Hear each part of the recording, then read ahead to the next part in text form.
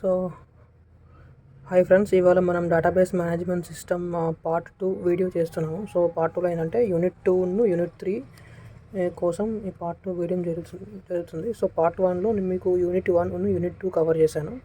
Okay, so ఇందులో transaction అనే concept గురించి ఇది చాలా ఇంపార్టెంట్. దీని గురించి ఒక రెండు మీకు డెఫినేషన్ రాయడం జరిగింది.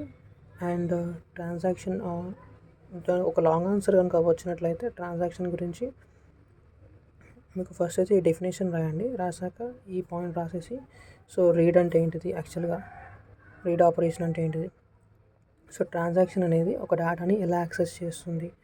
So transaction accesses data using 2 operations. ఓకేనా, so one is read operation and other is write operation. So just మీరు ఇది రాస్తే సరిపోతుంది.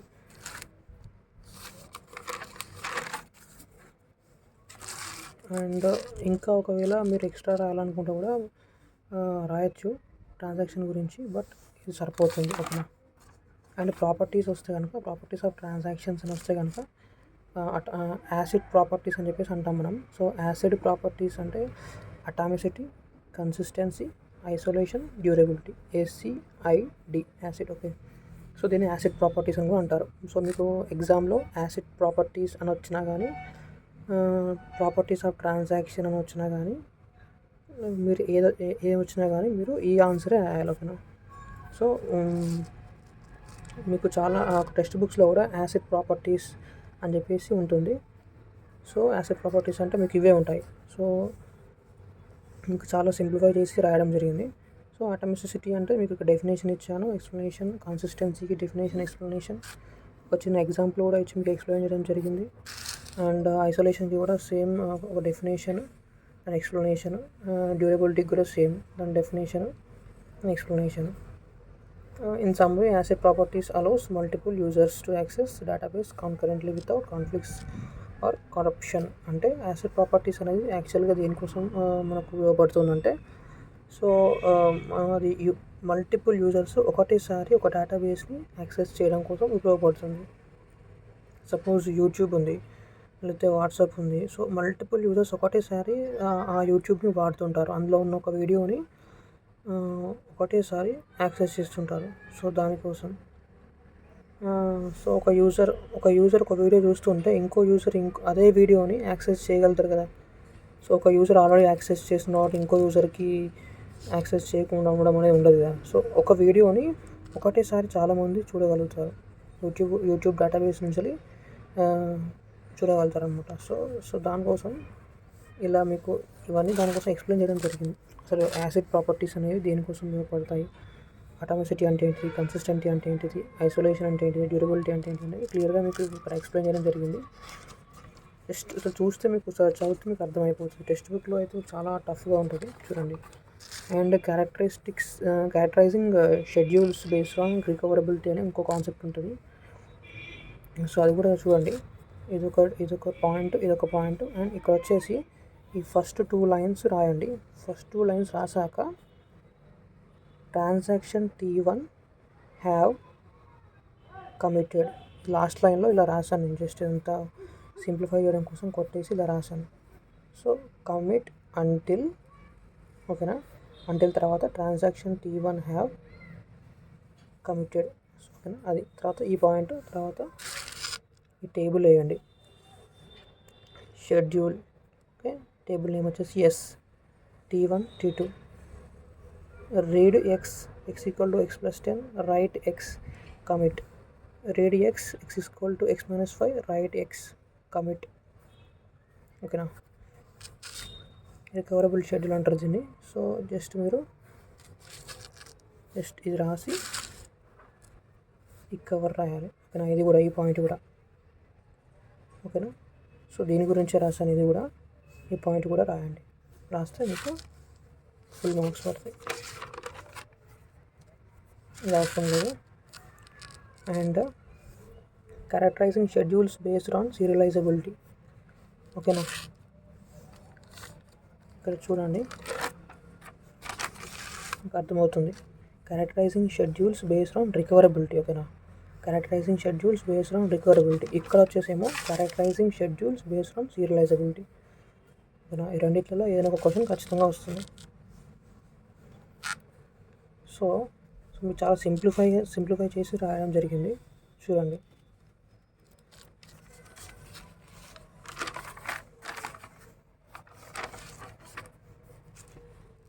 అండ్ దీనికి మీకు షెడ్యూల్ ఏ, షెడ్యూల్ బి అని 2 ఇచ్చాను. ఓకేనా. సో ఇవి 2 రాయండి. ఈ 2 కలిపి ఒకటే. సో ఇవి 2 వేయాలి. ఓకేనా. And transaction and system concept అని ఇంకోటి ఉంటుంది.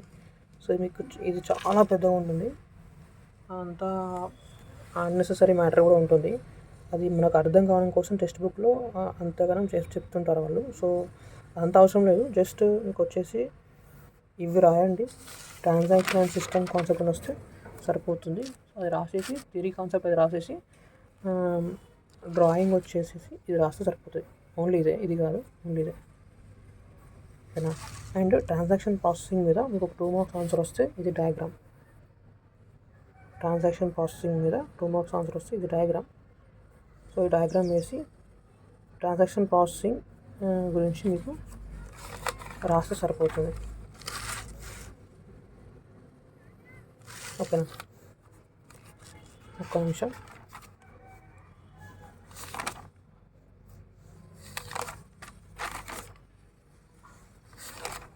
ఇగో ఈ పాయింట్ రాయండి. ఈ పాయింట్ అయినా రాయండి. ఈ రెండిట్లో ఏ పాయింట్ రాసిన పర్లేదు. ఈ 2 పాయింట్స్ రాసినా పర్లేదు. దేంట్లో రాస్తారు ఈ 2 పాయింట్స్? దేంట్లో రాస్తారంటే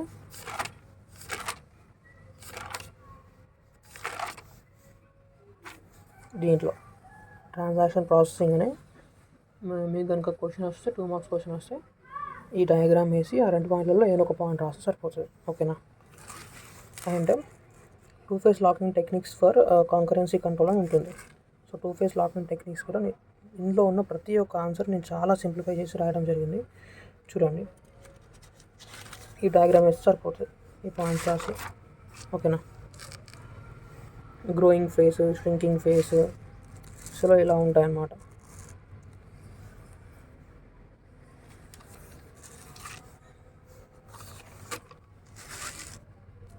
చూడండి. ఈ డయాగ్రామ్ యాజ్ ఇట్ ఈస్ వేయండి. ఓకేనా. 2 phase locking 2PL, 2 phase locking 2PL అని చెప్పేసి ఉంటుంది మీకు. ఫస్ట్ ఫేజ్ ఫస్ట్ పార్ట్లో, సెకండ్ పార్ట్లో, థర్డ్ పార్ట్లో చాలా ఈజీగా ఉంటుంది ఆన్సర్.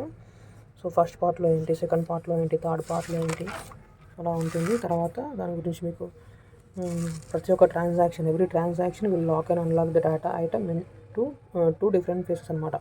సో ఆ 2 డిఫరెంట్ ఫేసెస్ ఏంటి అనేది ఇక్కడ రాశాను. ప్రతి ఒక్క ట్రాన్సాక్షన్ అనేది డేటాని లాక్ చేస్తుంది, అన్లాక్ చేస్తుంది 2 డిఫరెంట్ ఫేసెస్లో. అది ఈ 2 different faces growing face, shrinking face. So growing face అంటే ఏంటిది, ష్రింకింగ్ ఫేస్ అంటే ఏంటిది క్లియర్గా ఇచ్చాను మీకు ఇక్కడ. డయాగ్రామ్ కూడా ఇది ఖచ్చితంగా చేయండి, ఫుల్ మార్క్స్ పడతాయి. ఓకేనా. సో ఇప్పుడు database recovery techniques, deferred update and immediate update మీద మీకు ఒక 4 పాయింట్స్ ఇచ్చాను. సో అది ఏంటంటే మీకు 2 మార్క్స్ ఆన్సర్ కింద డిఫర్డ్ అప్డేట్ కానీ డేటాబేస్ రికవరీ టెక్నిక్స్ గురించి 2 మార్క్స్ ఆన్సర్ వస్తే ఈ దీంట్లో మీకు వెళ్ళి మీరు చూస్ చేసుకొని రాయొచ్చు. అలా కాకుండా డిఫర్డ్ అప్డేట్, ఇమీడియట్ అప్డేట్ మీద లాంగ్ ఆన్సర్ వస్తే ఇక్కడ ఉంది చూడండి. ఇది కూడా చాలా important. So deferred update, immediate update మీద ఖచ్చితంగా డిఫరెన్సెస్ వచ్చే ఛాన్స్ ఉంది. డిఫరెన్సెస్ రాకపోయినా వాట్ ఈస్ డిఫర్డ్ అప్డేట్ అని అడిగితే ఈ ఆన్సర్ రాసేయండి. సో ఈ పాయింట్స్ అన్ని రాసాను. వెనకాల కూడా ఇంకో పాయింట్ ఉంటుంది చూడండి. సో 8 పాయింట్స్ ఉంటాయి మొత్తం. డిఫర్డ్ అప్డేట్కి 8 పాయింట్స్, ఇమీడియట్ అప్డేట్కి 8 పాయింట్స్ ఉంటాయి. సో డిఫర్డ్ అప్డేట్ మీద ఆన్సర్ వచ్చినా ఈ 8 పాయింట్స్ రాయండి, ఇమీడియట్ అప్డేట్ మీద ఆన్సర్ వచ్చినా ఈ 8 పాయింట్స్ రాయండి. 2 కలిపి వస్తే ఇది 2 కలిపి రాసేయండి, పర్లేదు. లేదు నేను డిఫర్డ్ అప్డేట్ మీద ఆన్సర్ వస్తే ఇది రాసాక ఇది కూడా రాస్తాను, దాని కింద ఇమీడియట్ అప్డేట్ అని పెట్టేసి ఇది కూడా రాస్తాను అంటే అట్లా కూడా రాయొచ్చు, నో ప్రాబ్లం, ఏం కాదు. సో మీకు డిఫర్డ్ అప్డేట్ గురించి మీకు క్వశ్చన్ వస్తే ఇది రాసేయండి, రాసేసి దాని కింద ఇమీడియట్ అప్డేట్ అని పెట్టేసి ఇది కూడా రాసేయండి, నో ప్రాబ్లం. 2 రిలేటెడ్ కాన్సెప్టే, మీరు బయటికి వెళ్ళి ఏం రాయట్లేదు కాబట్టి ఖచ్చితంగా మీకు ఫుల్ మార్క్స్ పడతాయి. ఓకేనా. దీని గురించి వచ్చినా కానీ ఇది ఫుల్ మొత్తం రాసేసి కింద డిఫర్డ్ అప్డేట్ అని పెట్టేసి ఇది కూడా రాసేయండి, నో ప్రాబ్లం. ఓకేనా, ఈ పాయింట్ కూడా రాయండి. Deferred update, immediate update. ఓకేనా. అండ్ మీకు యూనిట్ 4లో వచ్చేసి mandatory control and role based control for multi level security అని చెప్పేసి ఉంటుంది. ఓకేనా. సో మీకు మ్యాండేటరీ యాక్సెస్ కంట్రోల్లో సో ఇవన్నీ పాయింట్స్ మీకు చాలా క్లియర్గా రాశాను. సో ఇది ఏంటంటే కంట్రోల్ ఫర్ మల్టీ సెక్యూరిటీ అన్నట్టు.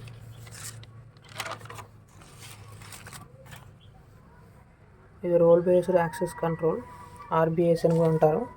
ఇది కూడా ఇంపార్టెంటే. సో మీకు ఓన్లీ ఇంపార్టెంటే నోట్స్ ప్రిపేర్ చేయడం జరిగింది. ఓకేనా. సో కొన్ని హండ్రెడ్స్ ఆఫ్ క్వశ్చన్స్ ఉన్నాయి అందులో. 4 యూనిట్స్లో కలిపేసి కొన్ని హండ్రెడ్స్ ఆఫ్ క్వశ్చన్స్ వస్తాయి. కానీ మీకు సింపుల్గా ఒక ఇంపార్టెంట్ ఏమైతే ఉంటాయో అవి మాత్రమే తీసుకొని రాయడం జరిగింది. మ్యాండేటరీ యాక్సెస్ కంట్రోల్ జస్ట్ మీకు హార్డ్లీ ఒక 10 to 12 క్వశ్చన్స్ ఉంటాయి అంతే. సో ఈ 10 to 12 క్వశ్చన్స్ చదువుకొని సరిపోతుంది. సో యూనిట్ 4లో వచ్చేసి మీకు మ్యాండేటరీ యాక్సెస్ కంట్రోల్తో స్టార్ట్ చేశాను. సో ఇప్పుడు నా నోట్స్లో మీకు మొత్తం కలిపేసి 12 కన్నా ఎక్కువనే ఉంటాయి. అంటే 14 to 15 క్వశ్చన్స్ దాకా ఉంటాయి. అంటే ఎందుకు అంటే మీకు అది 2 మార్క్స్ ఆన్సర్స్ వాటితో కలిపేసి లాంగ్ ఆన్సర్ లాగా మీకు రాస్తాను నేను, చూడండి. సో అలా మీకు ఎక్కువనే ఉంటాయి. సో లాంగ్ ఆన్సర్స్ అంటే మీకు 12 to 14 అలా ఉంటాయి, చూడండి. 12 to 14 అలా ఉంటాయి. 2 మార్క్స్ కూడా 2 మార్క్స్ అయితే చాలానే ఉంటాయి. సో ఇలా మీరు మధ్యలోకి వెళ్ళి కూడా తీసుకోవచ్చు. రోల్స్ 2 మార్క్స్ ఆన్సర్ వచ్చే ఛాన్స్ ఉంటుంది. సో ఇది మొత్తం ఒకటే ఆన్సర్, చూడండి. Mandatory access control, role based access control గురించి ఇస్తే మీరు రెండింటి గురించి ఇస్తే ఈ రెండు మొత్తం ఇక్కడ వరకు రాసేయాలి. లేదు only role based access control మాత్రమే ఇస్తే ఇది రాసేసి ఇది రాయండి. ఓకేనా. డిస్ట్రిబ్యూటెడ్ డేటాబేస్ సిస్టమ్, ఇది కూడా చాలా చాలా చాలా important answer. So distributed database system అంటే ఏం లేదు, ఒక ఇంటర్ కనెక్టెడ్ నెట్వర్క్ అనమాట. అంటే databases, so interconnected network of databases అనమాట. And types of distributed databases అంటే ఇవన్నీ ఉంటాయి మీకు. సో డిస్ట్రిబ్యూటెడ్ డేటాబేస్ ఎన్విరాన్మెంట్లో హోమోజీనియస్, హెట్రోజీనియస్. హోమోజీనియస్లో ఆటోనమస్, నాన్ ఆటోనమస్. అండ్ హెట్రోజీనియస్లో ఫెడరేటెడ్ అండ్ మల్టీ డేటాబేస్ అని ఉంటుంది. అన్ఫెడరేటెడ్ అని కూడా రాసుకోవచ్చు, మల్టీ డేటాబేస్. ఓకేనా. సో హోమోజీనియస్ డిస్ట్రిబ్యూటెడ్ డేటాబేసెస్ గురించి మీకు క్లియర్ అవ్వడం జరిగింది. Types of homogeneous distributed database. ఓకేనా. హెట్రోజీనియస్ డిస్ట్రిబ్యూటెడ్ డేటాబేస్, మళ్ళీ దానికి కూడా types of heterogeneous distributed database. ఓకేనా. సో అన్ఫెడరేటెడ్ ఇలా క్లియర్గా ఇవ్వడం జరిగింది. ఓకేనా. సో క్వశ్చన్ చూసుకోండి. డిస్ట్రిబ్యూటెడ్ డేటాబేస్ సిస్టమ్ అనే క్వశ్చన్, డిస్ట్రిబ్యూటెడ్ డేటాబేస్ సిస్టమ్ మీద మీకు ఏ క్వశ్చన్ వచ్చినా కానీ ఇది రాసి ఈ పార్ట్ రాస్తే సరిపోతుంది. సో ఈ క్వశ్చన్కి ఈ ఆన్సరే రాయాలి, ఈ క్వశ్చన్కి ఈ ఆన్సరే రాయాలని ఏం లేదు. మీకు డిస్ట్రిబ్యూటెడ్ డేటాబేస్ సిస్టమ్ అని కనిపిస్తే సో ఇది రాసేయండి సరిపోతుంది. ఏ క్వశ్చన్లో అయినా కానీ డిస్ట్రిబ్యూటెడ్ డేటాబేస్ సిస్టమ్ అని కనిపిస్తే ఇదంతా రాసేయండి సరిపోతుంది. రిలేటెడ్ కాన్సెప్ట్ కదా, మనం వేరే చాప్టర్ నుంచి వేరే యూనిట్ నుంచి రాయట్లేదు కదా. ఫుల్ మార్క్స్ పడతాయి ఖచ్చితంగా. And 3-tier client server architecture అని ఉంటుంది. సో ఈ క్లయింట్ సర్వర్ ఆర్కిటెక్చర్ అనేది చాలా చాలా ఇంపార్టెంట్. సో నేను చెప్పాను కదా, అన్ని ఇంపార్టెంట్వి మాత్రమే నేను క్వశ్చన్ ప్రిపేర్ చేయడం జరిగింది. సో 3-tier క్లయింట్ సర్వర్ ఆర్కిటెక్చర్లో ఇది చూసుకోండి. Diagram as it is draw చేయండి. సో ఇది వచ్చేసి డేటాబేస్ లేయర్ అనమాట. ఈ లేయర్ వచ్చేసి డేటాబేస్ లేయర్ అనమాట. ఈ లేయర్ వచ్చేసి అప్లికేషన్ లేయర్. అండ్ ఈ లేయర్ వచ్చేసి ప్రజెంటేషన్ లేయర్ అంటారు, క్లయింట్ లేయర్ అని కూడా అంటారు. Presentation layer, client layer. So కింద ఇలా డయాగ్రామ్ వేసాక జస్ట్ డయాగ్రామ్ వేసి వదిలిపెట్టకండి, కింద రాయండి. Three tier client server architecture అని చెప్పేసి రాయండి.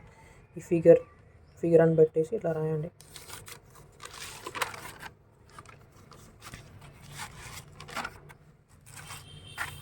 సో ప్రజెంటేషన్ లేయర్ అంటే ఏంటి, అప్లికేషన్ లేయర్ అంటే ఏంటి, డేటాబేస్ లేయర్ అంటే ఏంటిది క్లియర్గా ఇచ్చాను మీకు ఇక్కడ.